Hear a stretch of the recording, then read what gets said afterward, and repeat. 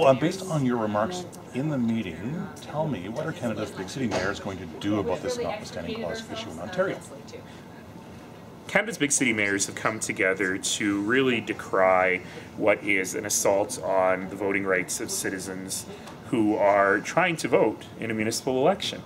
To make all these changes so close to the election, to muse about getting rid of the advance poll in one city and not in other cities, this is very problematic. And, we've often had a problem as cities that we don't have any standing in the Constitution. And I've said for years, I'm not interested in getting into constitutional squabbles because even though this system doesn't make sense, it kind of works. And what we've seen here is that it's very easy for one provincial government to make it not work anymore. Sorry, the words that you used in the meeting were an unprecedented attack. Didn't I just say that again? An unprecedented attack on people's voting rights to be able to do this close to the election. I'll say it again, I've said it before. It's not about the size of the Toronto City Council.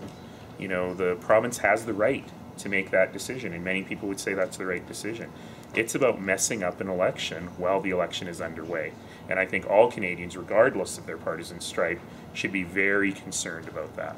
And just to drive it home a little further, there would be people who would say, why is Calgary's mayor so worked up about Toronto's electoral because it could happen system? Here tomorrow. Exactly. So you're asking, I was reading a Don Iveson thing, you're asking for intervener status in any court case? I don't know if we've made that decision yet, but I'm very nerdy about such things. And I think it would be very interesting for a court to make a decision on whether Section 3 of the Charter, which guarantees voting rights, which is not subject to the notwithstanding clause, also applies to municipal voters' voting rights or just provincial and federal ones. If it doesn't, what's the fix for that then? Constitutional change. So will there be a letter circulated with the big city mayors? The big city mayors have sent out a statement already in the last day or two, which is available to you, and Darcy can send to you if you like. Can we talk a little bit about pot parks in terms of... No, because it's all over. Well, so what, if anything, can be done to create places where people can consume in Calgary? So mea culpa, this was my fault. When we were having the debate about public consumption, the argument was made that for visitors to Calgary who are staying in hotels that don't allow smoking of cannabis within the hotel, and for people who live in apartment buildings or condos where the condo board or the landlord has said you can't consume indoors, we haven't given them anywhere where they can consume a legal substance. So I thought, well, if we've got a series of these things across the community, because we don't want people smoking a joint walking down the street, would that make sense? And the community really said, no, we don't want that. We don't want that in our neighborhoods. So we're not going to have that. So what is the solution?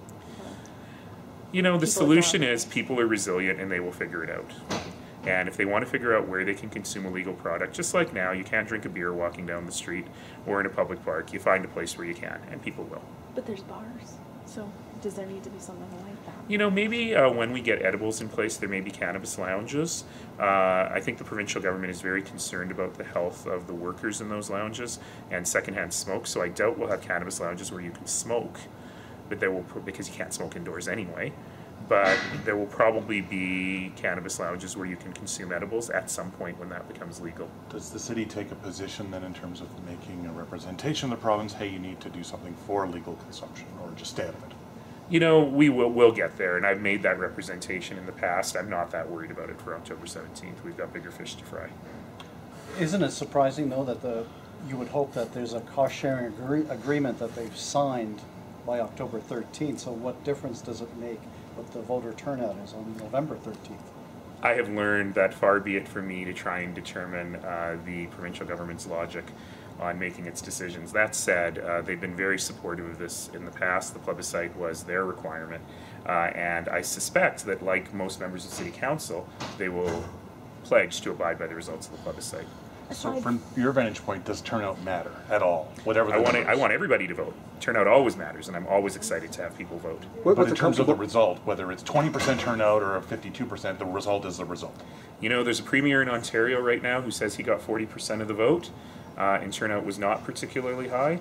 And I think it's silly to say, 80% of people didn't vote for you. Those who vote get to choose. Anything else, folks? You're leaving tomorrow.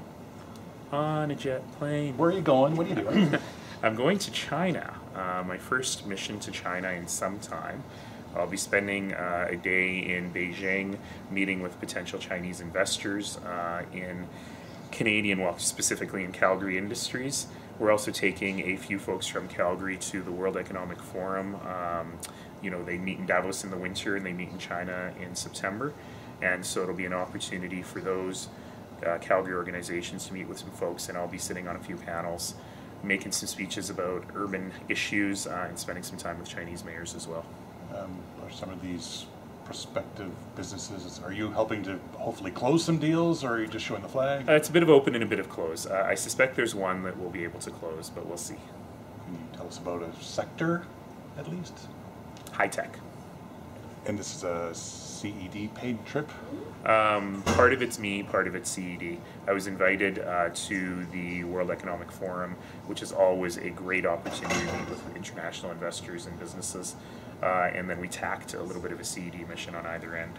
Oh, okay. How much of your message has to be that we're open for business versus the regulatory issues that some people are worried about that could prevent investor confidence? It's 100% my message. I'm going to be on the road a lot. Of course, the recent court ruling on Trans Mountain makes me have to be on the road even more to absolutely try and build up investor confidence in what we're doing. You know, when I was in New York last week, it was actually great because I was able to really help people understand what that ruling is and what it isn't and what it means to investors, and that was very, very helpful. You know, from going on CNBC to having one-on-one meetings with private equity firms, that was very helpful, and we'll see a lot more, except with a more international bent when I'm in China. And the firms that you're talking about there, they're Chinese firms, are they? Yes. Okay, so given what's going on between China and the United States right now, tariff-wise, you probably have a message. Opportunity abounds. In Canada.